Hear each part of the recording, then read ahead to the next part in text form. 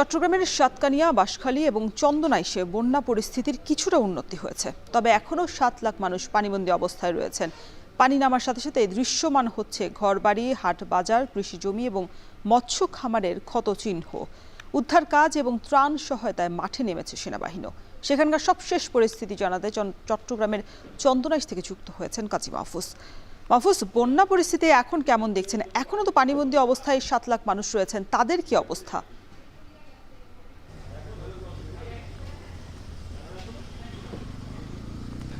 রোশন, চারদিকে পানি আর পানি। চট্টগ্রামের বিশেষ করে সাতকানিয়া, লোহাগাড়া, বাঁশখালী, চন্দনাইশ এই অংশে আমরা এখনও দেখতে পাচ্ছি প্রায় ৭ লাখের বেশি মানুষ পানিবন্দী হয়ে আছে। যদিও বন্যা পরিস্থিতির কিছুটা উন্নতি হয়েছে, বিশেষ করে চট্টগ্রাম কক্সবাজার যে মহাসড়ক, সেই মহাসড়কে গত কয়েকদিন কিন্তু একেবারে 1 ফুটের উপরে পানি ছিল। সেই জায়গাতে অধিকাংশ অংশে এখন পানি নেমে গেছে। তবে চট্টগ্রামের চন্দনাইশ যে অংশ আমরা এই মুহূর্তে যেখানে রয়েছে, সেখানে কিন্তু মহাসড়কে এখনও 1 ফুটের কাছাকাছি পানি রয়েছে। ফলে বড় যানবাহনগুলো যাতায়াত করতে পারলেও ছোট যে যানবাহনগুলো আছে সেগুলো বেশ বেগ পেতে হচ্ছে সেই যানবাহনগুলোকে, এবং অনেক যানবাহন আটকে যাচ্ছে। আমরা সেই দৃশ্যগুলো এখানে দেখতে পাচ্ছি। অসংখ্য মানুষ ঘরবন্দি, পানিবন্দি হয়ে আছেন। এখানে তৈরি হয়েছে মানবিক সংকট, খাবারের সংকট তৈরি হয়েছে, বিশুদ্ধ পানির সংকট তৈরি হয়েছে।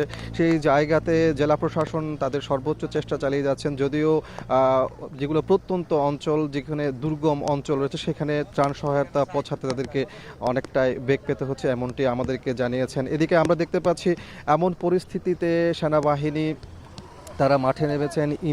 টু সিভিল পাওয়ারের আওতায় তারা উদ্ধার কাজ থেকে শুরু করে ত্রাণ সহায়তা প্রদান যে কার্যক্রম সেটি পরিচালনা করছেন। একটু আগে আমরা দেখেছি যে দুর্যোগ ও ত্রাণ প্রতিমন্ত্রী তিনি চট্টগ্রামে এসেছেন এবং তিনি কথা বলেছেন। একটু আগে আমরা দেখেছি সেখানে তিনি জানিয়েছেন যে পুরো চট্টগ্রাম, বৃহত্তর চট্টগ্রামে যে সকল এলাকা বন্যায় প্লাবিত হয়েছে, সেখানে 650 আশ্রয়কেন্দ্র চালু করা হয়েছে। এই সকল আশ্রয়কেন্দ্রে এখন পর্যন্ত 25,000 মানুষ কিন্তু আশ্রয় নিয়েছেন, এবং তিনি আমাদেরকে জানিয়েছেন যে এই বন্যা দুর্গত এলাকার জন্য প্রায় 500 মেট্রিক টন চাল সহ শুকনো খাবার বরাদ্দ দেওয়া হয়েছে এবং পর্যাপ্ত খাবার বরাদ্দ রয়েছে এবং মজুত রয়েছে। তারা এমনটি জানিয়েছেন, যেখানে যেখানে প্রয়োজন সে সকল জায়গাতে তারা খাবার পৌঁছে দিচ্ছে। এদিকে বাঁশখালীতেও আমরা জানতে পেরেছি যে গতকালকে স্লুইস গেট খুলে দেওয়ার পর থেকে পানি নামতে শুরু করেছে। তবে এখনও যেহেতু বৈরী আবহাওয়া, এখনও কোথাও কোথাও গুড়ি গুড়ি বৃষ্টি, কোথাও ভারী বৃষ্টি হচ্ছে। আবহাওয়া অফিস জানিয়েছে যে আজ সন্ধ্যা পর্যন্ত কিন্তু ভারী বর্ষণের সম্ভাবনা রয়েছে, রাতেও বর্ষণ হতে পারে। সেই জায়গাতে কিন্তু এই জনপদের মানুষ যারা এখনও পর্যন্ত পানিবন্দী হয়ে আছেন, তাদের মধ্যে উদ্বেগ, উৎকণ্ঠা বেড়েছে এবং তারা আতঙ্কিত হয়ে আছেন আসলে বন্যা পরিস্থিতি কোন দিকে যাচ্ছে। জেলা প্রশাসন তারা সর্বোচ্চ চেষ্টা চালিয়ে যাচ্ছেন এবং যারা এখনও পর্যন্ত ঘরে পানিবন্দী আছেন তাদেরকে আশ্রয় কেন্দ্রে নিয়ে আসার জন্য চেষ্টা করছেন। সেই দৃশ্যগুলো আমরা এখানে দেখেছি। এবং আপনাকে আরেকটি বিষয় বলে রাখি যে এবারের বন্যায়, যেটি স্মরণকালের বন্যা বলা হচ্ছে, যে 43 বছরের মধ্যে এরকম ভারী বর্ষণ, রেকর্ড পরিমাণ বৃষ্টি কিন্তু চট্টগ্রামে হয়নি। সেই জায়গাতে আসলে তারা সর্বোচ্চ চেষ্টা চালিয়ে যাচ্ছেন এখানকার মানুষকে সুন্দর এবং সুন্দরভাবে আশ্রয় কেন্দ্রে নিয়ে আসার জন্য, কোনো ধরনের যেন হতাহতের ঘটনা না ঘটে। যদিও আমরা দেখেছি যে এই 5 দিনের বন্যা এবং বৃষ্টিতে চট্টগ্রামের পাহাড় ধস, একই সাথে পানিতে ডুবে 10 জনের মৃত্যু হয়েছে। তো এমন মর্মান্তিক ঘটনা যেন আর না ঘটে, সেজন্য জেলা প্রশাসন থেকে শুরু করে সরকার এবং সর্বস্তরের মানুষকে এই পরিস্থিতি মোকাবেলায় এগিয়ে আসার জন্য এবং মানবিক কাজে মানুষের পাশে, বন্যার্তদের পাশে দাঁড়ানোর জন্য আহ্বান জানিয়েছেন জেলা প্রশাসক। তো সবকিছু মিলিয়ে আমার কাছে এ ছিল চট্টগ্রামের চন্দনাইশ অংশে বন্যা পরিস্থিতির সবশেষ তথ্য। চট্টগ্রাম থেকে যুক্ত ছিলেন সহকর্মী কাজী মাহফুজ। এদিকে বৃষ্টিপাত অব্যাহত থাকায় কক্সবাজারের বন্যা পরিস্থিতির তেমন উন্নতি হয়নি। এখনও প্লাবিত জেলার অন্তত 35টি ইউনিয়ন, পানিবন্দী অবস্থায় রয়েছেন অন্তত 2 লাখ মানুষ। একই সঙ্গে রয়েছে পাহাড় ধসের ঝুঁকিও। এদিকে থেমে থেমে বৃষ্টিপাত অব্যাহত রয়েছে রাঙামাটিতেও। নতুন করে আরও ৩ থেকে ৫ দিন ভারী বৃষ্টিপাত এবং ভূমিধসের সতর্কবার্তা দিয়েছে আবহাওয়া অধিদপ্তর। অন্যদিকে বন্যা পরিস্থিতির অবনতি হয়েছে বান্দরবানেও। সাঙ্গু এবং মাতামুহুরী নদীর পানি বইছে বিপদ সীমার উপর দিয়ে। বন্যা পরিস্থিতির আরও খবর জানাতে আমাদের সাথে পাহাড় ধস নিয়ে আরও খবর জানাতে যুক্ত হয়েছেন কক্সবাজার থেকে মোহাম্মদ মোর্শেদ, রাঙামাটিতে আছেন জিয়াউর রহমান জুয়েল এবং বান্দরবান থেকে যুক্ত হয়েছেন রিজবি রাহাত। শুরুতেই মোর্শেদ, আপনার কাছে জানতে চাই, কক্সবাজারে কি এখনো আবহাওয়ার কি অবস্থা? আমি দেখছি যে গুড়ি গুড়ি বৃষ্টি হচ্ছে, সেক্ষেত্রে পাহাড় ধসের সংকটটা কেমন বা বন্যা পরিস্থিতির কি অবস্থা দেখছেন?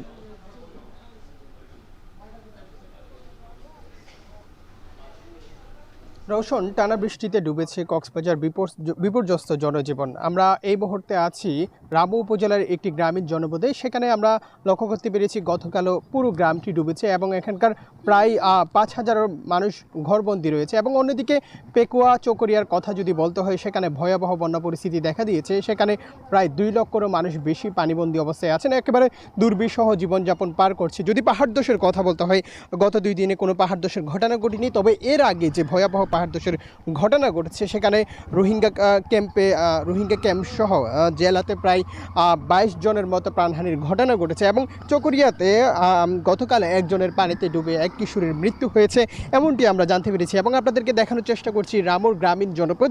এই গ্রামে প্রায় ৫,০০০-এরও বেশি ঘর রয়েছে, সেখানে প্রায় প্লাবিত রয়েছে এবং রান্নার ঘরে চুলা জ্বলছে না, এমন একটি দুর্বিষহ পরিস্থিতি এই জনপদে বিরাজ করছে। আমরা দেখেছি সকাল থেকে যেহেতু বৃষ্টি কমেছে, সেহেতু বন্যার পানি কিছুটা কমতে শুরু করেছে। রামু, ঈদগাহ এবং চকরিয়াতে বন্যার পানি কিছুটা কমলেও কিন্তু পেকুয়াতে আমরা লক্ষ্য করতে পেরেছি সেখানে মাতামুহুরীর যে বেড়িবাঁধ ভাঙার কারণে সেখানে বিভিন্ন গ্রামের পর গ্রাম প্লাবিত হচ্ছে। অন্তত কক্সবাজারের ১০ উপজেলার ৩৫টি ইউনিয়নের মধ্যে এই বন্যা পরিস্থিতি অবনতি দেখা দিচ্ছে। যদি বৃষ্টি না হয় তাহলে বন্যা পরিস্থিতি কিছুটা উন্নতি হতে পারে, যদি আবারও বৃষ্টি নামে তবে বন্যা পরিস্থিতি অবনতি হতে পারে, এমনটি বলছেন আবহাওয়া অধিদপ্তর থেকে। আমরা আবহাওয়া অধিদপ্তর থেকে যে বিষয়টি জানতে পেরেছি, ১১ জুন পর্যন্ত, অর্থাৎ আজকে পর্যন্ত ভারী বৃষ্টির সম্ভাবনা রয়েছে। অর্থাৎ আগামীকাল থেকে বৃষ্টির সম্ভাবনা কিছুটা কমে যাচ্ছে। যদি বৃষ্টি কমে যায়, ভারী বৃষ্টি, তবে বন্যা পরিস্থিতি এবং যে প্লাবিত এলাকার যে পানি রয়েছে সেগুলো ধীরে ধীরে কমতে শুরু করবে। তবে আমরা গতকাল কক্সবাজারে বৃষ্টি দেখতে পাইনি, তবে আজ সকাল থেকে ভারী বৃষ্টি নেমেছে, এখন পর্যন্ত বৃষ্টি থেমেছে। বৃষ্টি থামার পরে আমরা এখানকার যে গ্রামীণ যে চিত্রগুলো দেখতে পাচ্ছি, যে এলাকাটিতে এসেছি রামুতে, সেখানে প্রায় মানুষই প্রায় ঘরবাড়িতে পানি ঢুকেছে এবং সেখানকার প্রায় অঞ্চলের মানুষের পানিবন্দী, সেটি কিন্তু আমরা জানতে পেরেছি। এবং পাহাড় ধসের কথা যদি বলতে হয়, গত ২ দিনে কক্সবাজারে কোনো ধরনের পাহাড় ধসের ঘটনা ঘটেনি, এই পর্যন্ত আমরা সেটি কিন্তু দেখতে পাইনি। এবং আপনাদেরকে জানানোর চেষ্টা করছি, প্রায় কক্সবাজারের অন্তত ১০টি জেলার মধ্যে, উপজেলার মধ্যে ৩৫টি ইউনিয়নে প্রায় ২ লাখেরও বেশি মানুষ পানিবন্দী, এমনটি আমরা জানতে পেরেছি। এবং প্রশাসন এবং জেলা প্রশাসন থেকে দুর্যোগ মোকাবেলায় সব ধরনের প্রস্তুতি গ্রহণ করা হয়েছে, এমনটি আমরা জানতে পেরেছি। এবং ৬৪৮টি আশ্রয় কেন্দ্র খোলা রাখা হয়েছে। তবে খুব কম মানুষই কিন্তু আশ্রয় কেন্দ্রে এসেছেন, সেটি কিন্তু আমরা জানতে পেরেছি। ঘর বাড়ি ছেড়ে মানুষ কিন্তু আশ্রয় কেন্দ্রে যাচ্ছে না, এমনটি আমরা খবর পেয়েছি। রোশন, এই ছিল সর্বশেষ। জুয়েল, রাঙামাটিতেও তো আসলে ব্যতিক্রম পরিস্থিতি দেখছেন না, সেক্ষেত্রে আবহাওয়া অফিস তো আরো ৩ থেকে ৫ দিন ভারী বৃষ্টিপাত এবং ভূমিধসের একটা আশঙ্কা করছে। সেক্ষেত্রে মানুষদেরকে নিরাপদ আশ্রয়ে নিয়ে যাওয়া এবং ত্রাণ সহায়তা প্রশাসনের এই কার্যক্রম কেমন দেখছেন? রোশন, ৮ দিনের যে বৃষ্টিপাত, সেখানে আসলে রাঙামাটির ১০টি উপজেলা এবং ২টি পৌরসভা রয়েছে, সেখানকার মানুষজনের জনজীবন একেবারে বিপর্যস্ত হয়ে আছে। বলে রাখি যে পাহাড় ধসের সংখ্যা এবং ভূমিধসের যে সংখ্যা আবহাওয়া অধিদপ্তর থেকে দেওয়া হয়েছিল, সেখানে আসলে পুরো জেলায় ৭টি উপজেলায় সেখানে আসলে ১২৫টি পাহাড় ধসের, ছোট বড় পাহাড় ধসের ঘটনা ঘটেছে। এরই মধ্যে জেলায় ৪২টি আশ্রয় কেন্দ্রে এর মধ্যে ৩,৭৩০ জন মানুষ আশ্রয় নিয়েছেন। শুধু বাঘাইছড়িতে সেখানে ১৯টি আশ্রয় কেন্দ্রে ২,৩৬৬ জন মানুষ এখন অবস্থান করছেন। বলে রাখি, এই যে পাহাড় ধসের যে সংখ্যা এবং একই সঙ্গে আসলে বন্যা পরিস্থিতি তৈরি হয়েছে। এই যে হ্রদ তীরবর্তী যে নিম্নাঞ্চলগুলো রয়েছে, বিশেষ করে বাঘাইছড়ি এবং বিলাইছড়ি উপজেলার অনেক গ্রাম ইতিমধ্যে প্লাবিত হয়েছে। সেখানকার জনজীবন সম্পর্কে আমরা যে তথ্য পেয়েছি সেটা হচ্ছে ওখানকার রাস্তাঘাট যেমন ডুবে গিয়েছে, সেখানে চলাফেরা একেবারে সীমিত হয়ে গেছে। সেখানে অন্তত শুধু বাঘাইছড়িতে ৭,০০০ পরিবারের ২০,০০০ বেশি মানুষ সেখানে আসলে পানিবন্দী হয়ে আছে। সেখানে ১৯টি আশ্রয় কেন্দ্রে যেহেতু এরই মধ্যেই সরকারিভাবে সেখানে ঘোষণা দেওয়া হয়েছে এবং সেখানে মানুষজন প্রবেশ করেছেন, অবস্থান নিয়েছেন। এর মধ্যে কিন্তু বিলাসিনী উপজেলা ফারুয়াই সেখানেও আসলে ৫ থেকে ৬,০০০ মানুষ সেখানে ঝুঁকিপূর্ণভাবে বসবাস করছেন, যারা ইতিমধ্যে পানিতে দুর্গত হয়ে আছেন। সেখানেও আসলে একটি আশ্রয় কেন্দ্র খোলার আমরা তথ্য পেয়েছি। তবে এই আশ্রয় কেন্দ্রগুলো খোলা রাখা হলেও পুরো জেলায় ২৬৭টি আশ্রয় কেন্দ্র প্রস্তুতের খবর আমরা পেয়েছি জেলা প্রশাসনের যে কন্ট্রোল রুম রয়েছে সেখান থেকে। কিন্তু এই আশ্রয় কেন্দ্রগুলোতে এখন যে মানুষজনের অবস্থান করছেন তারা আসলে খাবার এবং অন্যান্য যে সহায়তা, সরকারি সহায়তা সেটা নিয়েও নানাভাবে অভিযোগ করছেন। বিশেষ করে গতকাল উন্মুক্ত বিশ্ববিদ্যালয়ে সেখানে একবেলা খাবার ৩০ জন মানুষ একবেলা ৩৭ জন মানুষ একবেলা খাবার পাননি বলে অভিযোগ করেছেন। একই সঙ্গে গতকাল বাঘাছড়ি যে মুসলিম ব্লক সরকারি প্রাথমিক বিদ্যালয় রয়েছে সেখানে ৩ জনে মিলে একবেলা খাবার দেওয়ার অভিযোগও তারা করেছেন। এর বাইরে তাদের যে সুপেয় পানি, যেখানে খাবার এবং অন্যান্য যে সরকারি সহযোগিতা, ঔষধ সেগুলো আসলে পর্যাপ্তভাবে পায়নি। অনেকেই ঘরবাড়ি ছেড়ে যেতে চাননি। কারণ হিসেবে তারা বলছেন যে তাদের নিজস্ব আসবাবপত্র, পশু পাখি রয়েছে সেগুলো রেখে চুরি হওয়ার যে সম্ভাবনা রয়েছে সেই কারণে তারা হলে যেতে চাচ্ছেন না। তবে একটুখানি বলে রাখি, রাতে বৃষ্টি কিছুটা কমে যায়, একটুখানি পানি সরে গিয়েছে এর মধ্যে। তবে আজকে আবার সকাল থেকেও কিছুটা বৃষ্টিপাত হয়েছে, যদিও এই মুহূর্তে কোনো বৃষ্টিপাত নেই। তবে আবহাওয়া অধিদপ্তর থেকে আগামী ৩ থেকে ৫ দিনের যে বৃষ্টির এবং এক ভারী বর্ষণের একই সঙ্গে পাহাড় ধস এবং ভূমিধসের আশঙ্কা জানিয়ে সতর্কবার্তা দেওয়া হয়েছে। বলে রাখি, এত বিপর্যয়ের মধ্যেও একটি স্বস্তির খবর রয়েছে। রাঙ্গামাটি যে কাপ্তায়ে জলবিদ্যুৎ কেন্দ্র রয়েছে সেখানে এতদিন পানি সংকটে ৩টি ইউনিট থেকে ৮৯ মেগাওয়াট বিদ্যুৎ উৎপাদন হতো, সেটি এখন ১৮৯ মেগাওয়াট ৫টি ইউনিট চালু করে উৎপাদন করা হচ্ছে, যা সরাসরি জাতীয় গ্রিডে যুক্ত হচ্ছে। রাঙ্গামাটি থেকে এই ছিল আমার কাছে সবশেষ। রোশন। রিজভী, সাঙ্গু এবং মাতামুহুরী নদীর পানি তো বিপদসীমার উপর দিয়ে বইছে, সেক্ষেত্রে বন্যা পরিস্থিতির অবনতি আসলে কতটা হয়েছে? আজকে পরিস্থিতি কেমন দেখছেন? টানা সপ্তম দিনের মতো কিন্তু গতকাল বৃষ্টিপাত না হলেও কিন্তু আজ গতকাল রাতে কিন্তু ভারী বৃষ্টিপাত হচ্ছে পার্বত্য জেলা বান্দরবানে। তো একটি বিষয় জানিয়ে রাখি, বান্দরবানে জেলা প্রশাসনের পক্ষ থেকে 220টি আশ্রয় কেন্দ্র প্রস্তুত রাখা হয়েছে। শুধু বান্দরবান পৌরসভা এলাকাতে কিন্তু আশ্রয় কেন্দ্রগুলোতে প্রায় 6,000-এর বেশি মানুষ আশ্রয় নিয়েছে। তো জেলা প্রশাসনের পক্ষ থেকে তাদেরকে শুকনো খাবার, খিচুড়ি দেওয়া হচ্ছে। তো জনস্বাস্থ্য প্রকৌশলী দপ্তর থেকে কিন্তু বিশুদ্ধ পানীয় তাদেরকে দেওয়া হচ্ছে।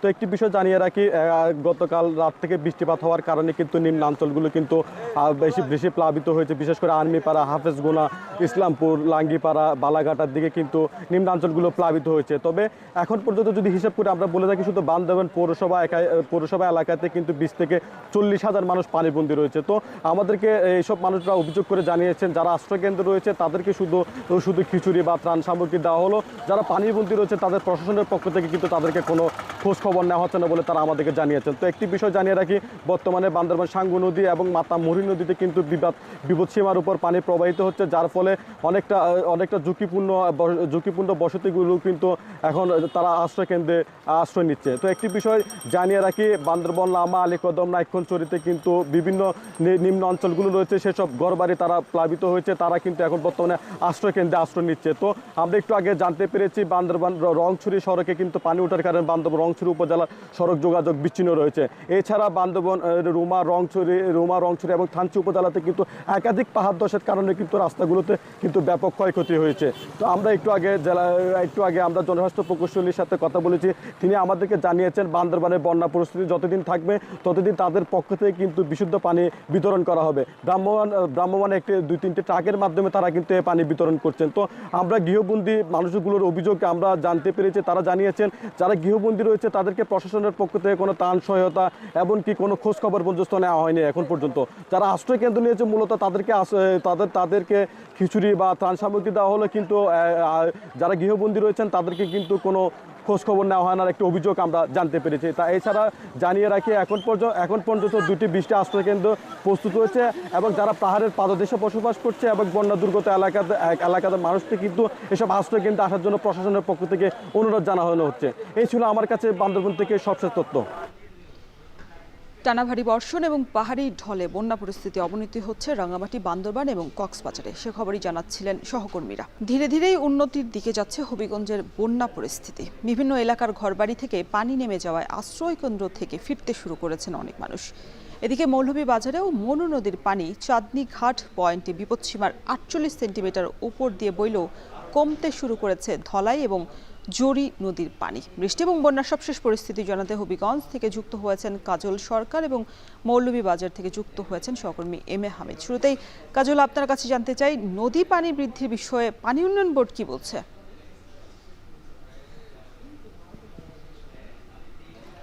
রোশন, গতকাল থেকেই মূলত কয় নদীর পানি বিপদসীমার নিচে নেমে গিয়েছিল এবং শুধুমাত্র চুনারুঘাটের বাল্লা পয়েন্টে পানি বিপদসীমার উপরে ছিল, সেটি আজকে সকালে একেবারে নিচে নেমে গেছে। তবে ফলে কিন্তু বন্যা কবলিত যে গ্রামগুলো ছিল, প্রায় 25টির মতো গ্রাম বন্যা কবলিত হয়েছিল, সেই গ্রামগুলো থেকেও পানি নামতে শুরু করে গতকাল বিকেল থেকেই। এবং আজকে আমরা যেটি দেখেছি, সকাল থেকেই অধিকাংশ গ্রামেই মূলত পানি নেমে গিয়েছে। কিছু কিছু গ্রামে এখনো বেশ কিছু ঘরবাড়ি রয়ে গেছে। ফলে মানুষ যারা আসলে আত্মীয় স্বজনের বাড়িতে উঠেছিলেন, আশ্রয় কেন্দ্রে উঠেছিলেন, তারাও ঘরে ফিরতে শুরু করেছেন। তবে ঘরে ফিরলেও দুর্ভোগের কিন্তু শেষ নেই। যেমন এই যে আমরা যে জায়গাটিতে আছি, সেখানে আসলে রান্না বাড়ার যে ব্যবস্থা, অর্থাৎ চুলা একেবারে ডুবে যাওয়ার ফলে কিন্তু এখন পর্যন্ত রান্না বাড়ার কোনো সুব্যবস্থা আসলে মানুষজন করতে পারতেছেন না, যে কারণে এখনো আসলে মানুষের যে দুর্ভোগ সেটি সীমাহীনভাবেই রয়ে গেছে।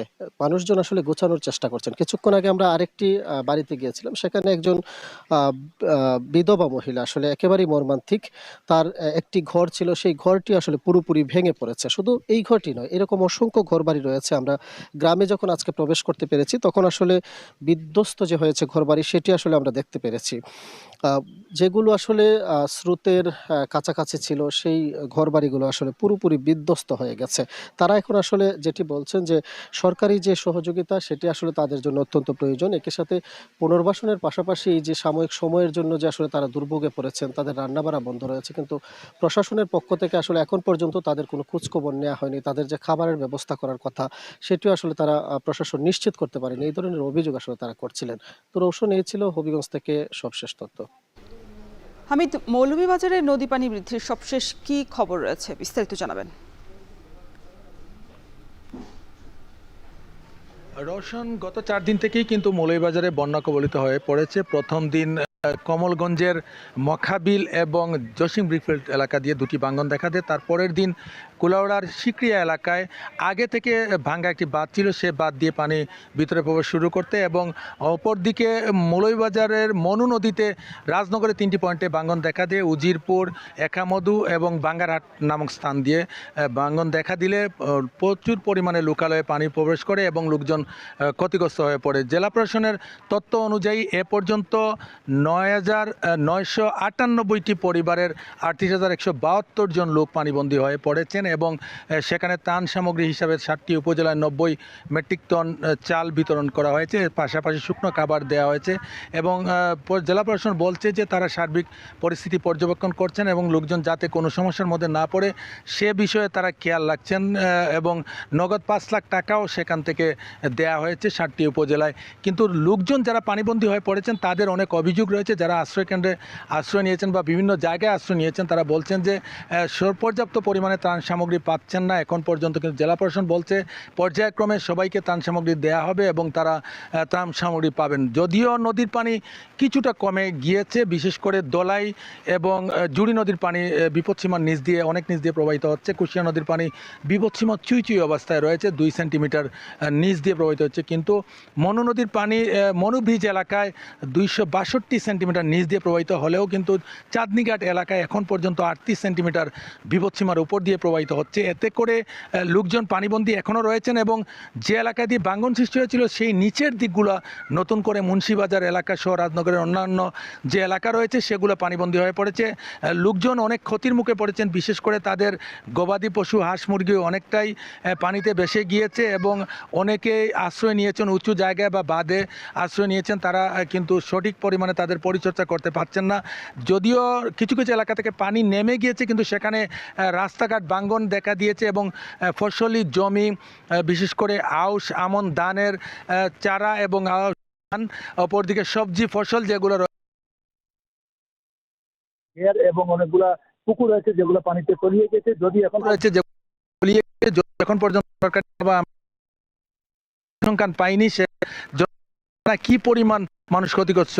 যদিও সরকারিভাবে 38,172 জনের কথা বলা হয়েছে, কিন্তু প্রকৃতপক্ষে এর ক্ষতির পরিমাণ আরও অনেক বেশি বেড়ে যাবে। পানি উন্নয়ন বোর্ড বলেছে যে যদি তারা 13 তারিখ পর্যন্ত বৃষ্টিপাত অব্যাহত থাকবে, উপরে যদি বৃষ্টিপাত না হয় তাহলে মৌলভীবাজার এবং হবিগঞ্জের বন্যা পরিস্থিতির খবর জানাচ্ছিলেন সহকর্মীরা। এদিকে 11 মিলিমিটার বৃষ্টিতে বিপর্যস্ত সাতক্ষীরার জনজীবন।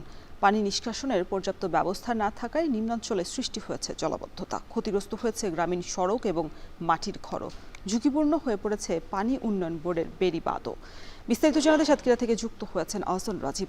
রাজীব, সাতক্ষীরায় বৃষ্টি তো থেমেছে, আর গ্রামাঞ্চলে বেড়িবাঁধ ভাঙার কোনো আশঙ্কা রয়েছে কিনা, পরিস্থিতি কেমন দেখছেন, বিস্তারিত জানাবেন।